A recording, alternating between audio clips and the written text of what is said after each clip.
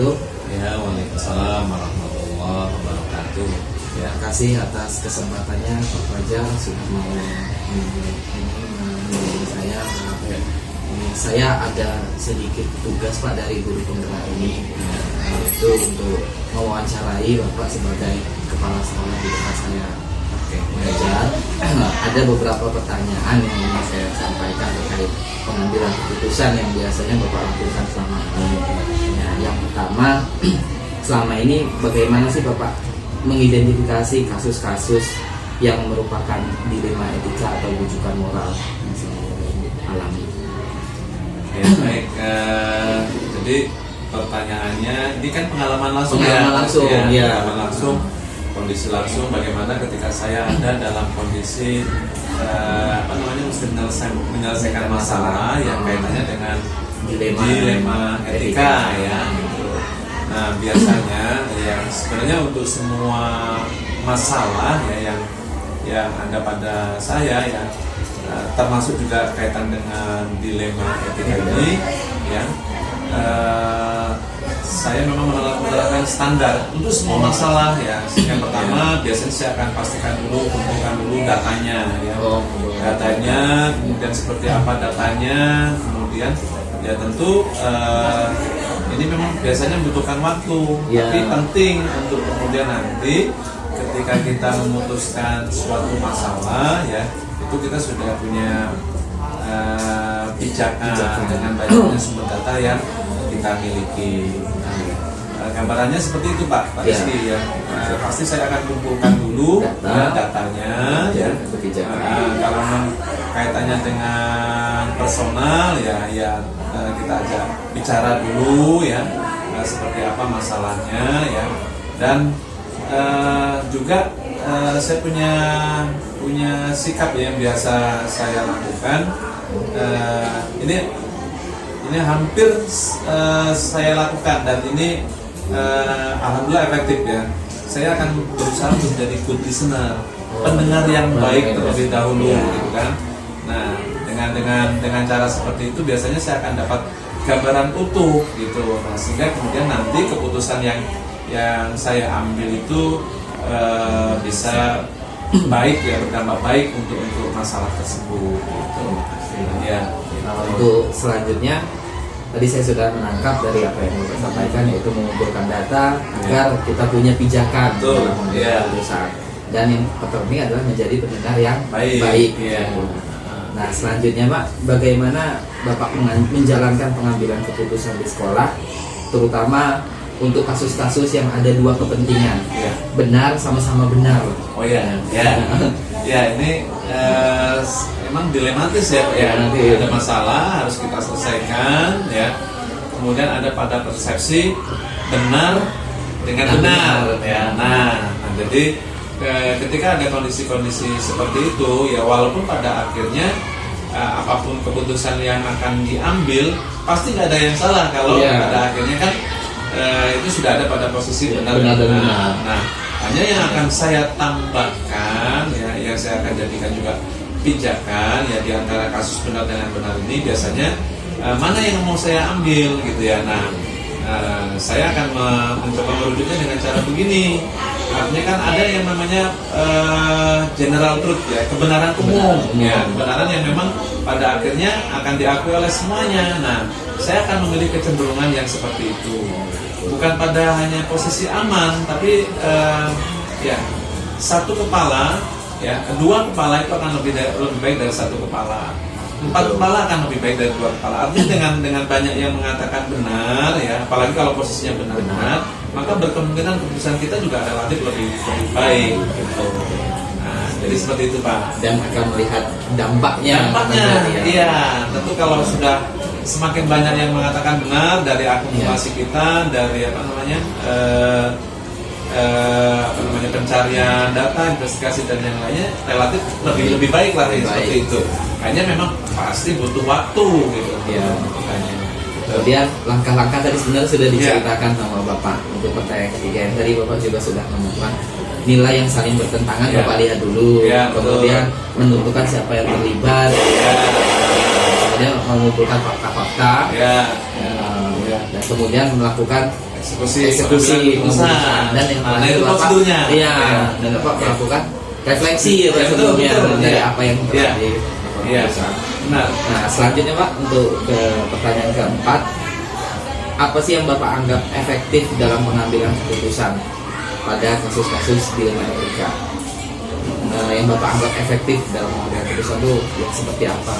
musyawarah. Musyawarah. Tetap musyawarah. Artinya membicarakannya dengan forum-forum musyawarah gitu. Nah, itu yang paling efektif dan paling aman, dan kita emang diajarkan itu, Pak. Iya. Salah satu kearifan lokal budaya bangsa kita kan itu. Ya, kalau dikaitkan dengan agama juga ini perintah gitu. Selesaikanlah dengan musyawarah. Kalau di negara kaitan kita misalnya ya guru dengan siswa, bahkan sampai hari ini kita dianjurkan gini Pak Rizky, menghindari penyelesaian masalah itu pakai jalur hukum. Bahkan negara itu membuat aturan itu namanya restoration justice ya.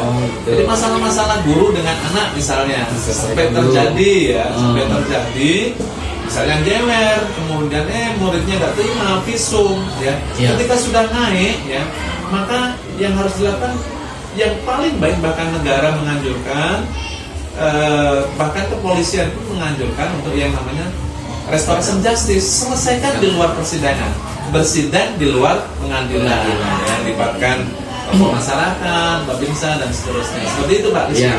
Jadi yang saya tangkap musyawarah itu adalah hal yang paling efektif ya dalam pengambilan keputusan. Nah, selanjutnya Pak, adakah tantangan dalam pengambilan keputusan tadi itu? Ada, pasti ada, ya, pasti ada.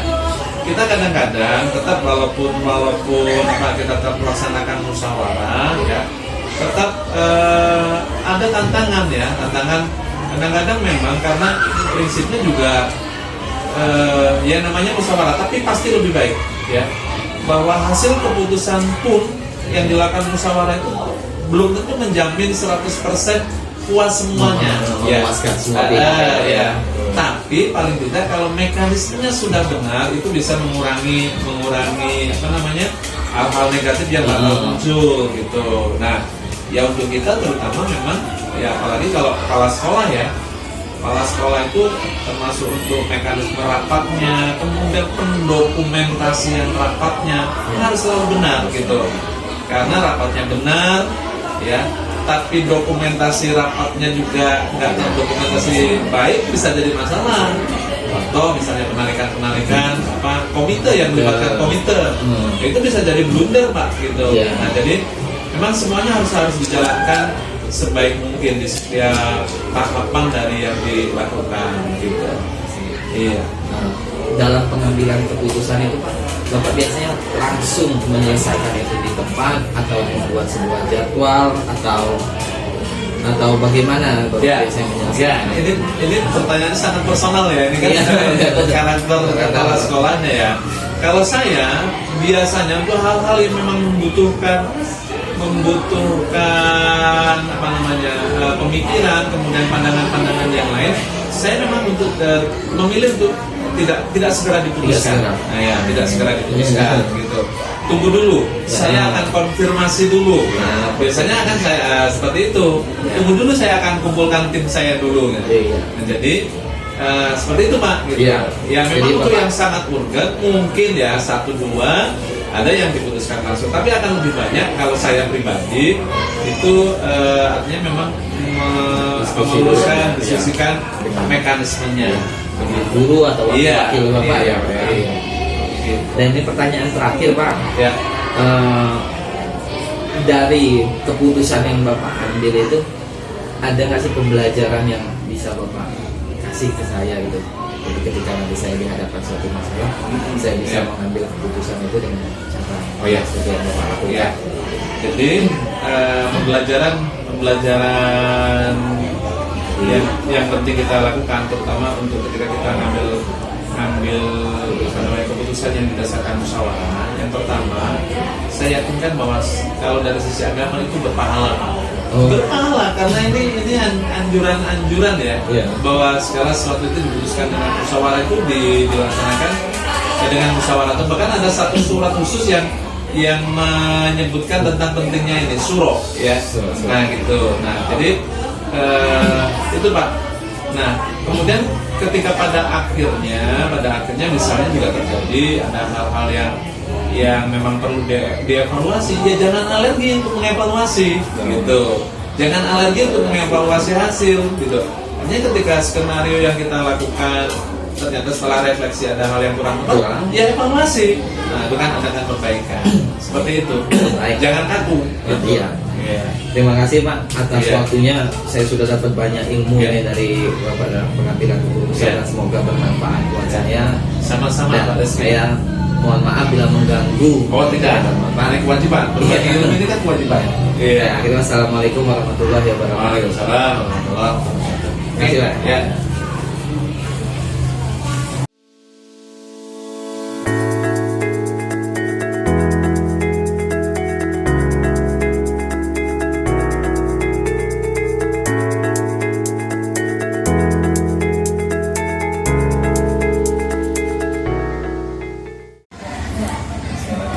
Assalamualaikum warahmatullahi wabarakatuh.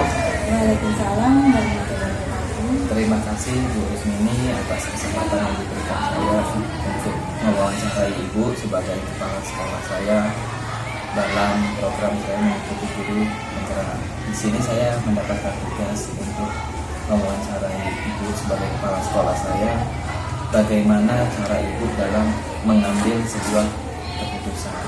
Nanti ada beberapa pertanyaan yang akan saya ajukan kepada Ibu. Saya mulai dari yang pertama. Pertama, selama ini bagaimana cara Ibu mengidentifikasi kasus-kasus yang merupakan dilema etika atau rujukan moral? Terima kasih Pak Rizky, pertanyaan yang bagus ya. Di sini saya sebagai kepala sekolah tentunya memang banyak menemui permasalahan yang terjadi ya. Jadi kalau misalkan ada suatu permasalahan ya kita lihat dulu Pak sejauh mana permasalahan itu terjadi dan kita harus bisa memilih apakah permasalahannya itu memang bisa kita atasi segera atau tidak gitu ya.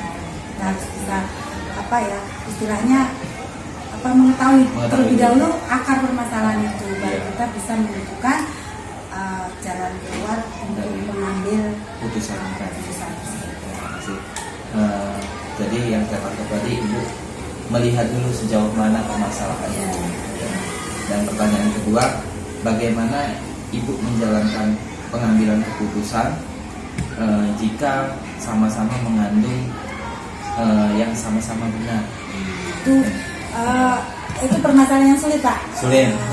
Tetapi bagaimanapun sulitnya, kepala sekolah harus bisa mengambil suatu kebijakan atau keputusan mengenai masalah ya agar keputusan yang saya ambil nanti tidak akan merugikan dari salah satu pihak.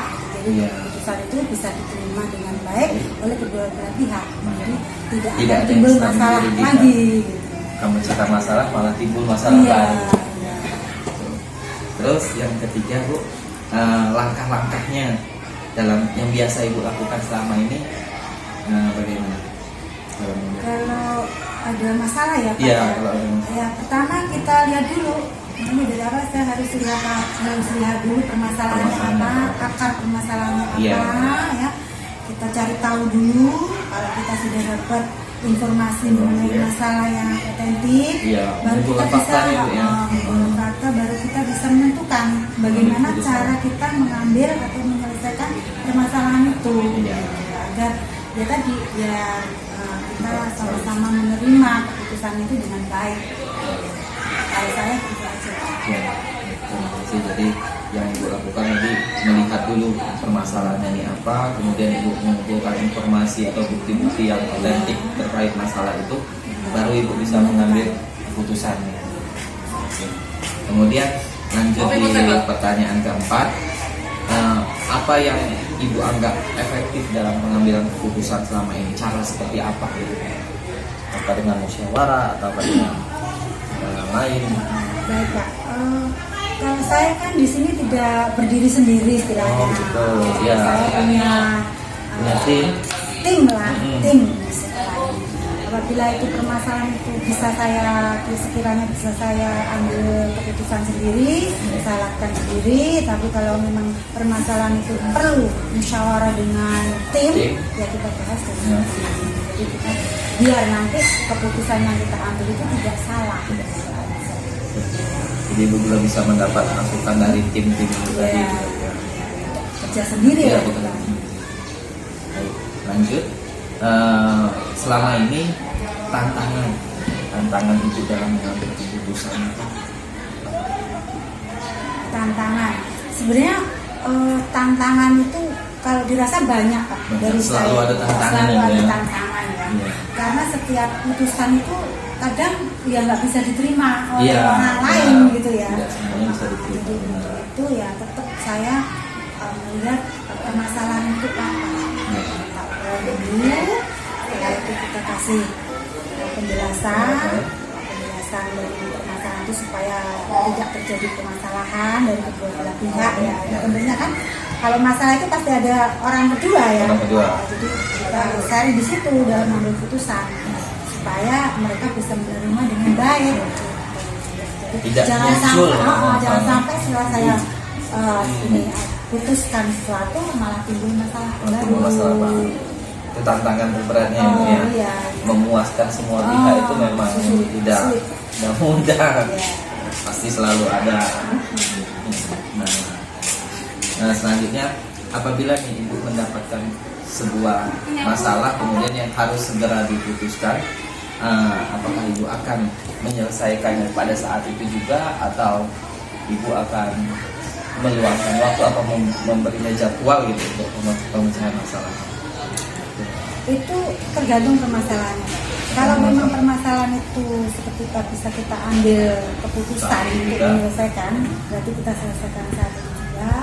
Tapi apabila permasalahan itu memang perlu kita harus mengumpulkan data-data yang berkaitan dengan masalah itu, ya keputusan tentunya tidak bisa diambil seperti itu. Jadi harus kita tunggu waktu yang baik untuk memutuskan. Dan melihat seberapa urgentnya masalah tersebut. Benar. Jadi melihat urgentnya masalah tersebut apakah harus segera diputuskan? Iya, benar. Nah, ini pertanyaan terakhir Bu. Dari pengalaman Ibu selama ini, selama menjadi kepala sekolah di banyak tempat sebelum di SMP 3 ini terutama, pembelajaran apa yang bisa Ibu kasih ke saya sebagai calon guru di sini ketika saya diharuskan mengambil keputusan? Pembelajaran apa? Kalau dari saya Pak ya, kalau ada permasalahan itu jangan langsung kita terima secara mentah. Oh gitu, ya. Jadi harus kita pelajari dulu sumbernya apa sehingga terjadi permasalahan itu. Kita memutuskan juga tidak harus buru-buru. Jadi harus dengan pemikiran yang baik sehingga tidak dari keputusan kita itu tidak timbul masalah lagi. Jadi saling dari kedua belah pihak itu saling menyadari bahwa itu memang salah dan jalan keluarnya itu. Jadi intinya kita tidak Jangan boleh terburu-buru buru-buru dari untuk itu ya. menentukan Jika mendapat masalah jangan. keputusan. Ya. Menentukan keputusan. Ya, baik. Terima kasih Bu atas waktunya sudah bersedia saya wawancarai. Saya mohon maaf apabila ada kata-kata yang kurang berkenan. Sebenarnya saya akhiri. Wassalamualaikum warahmatullahi wabarakatuh. Waalaikumsalam warahmatullahi wabarakatuh. Terima kasih.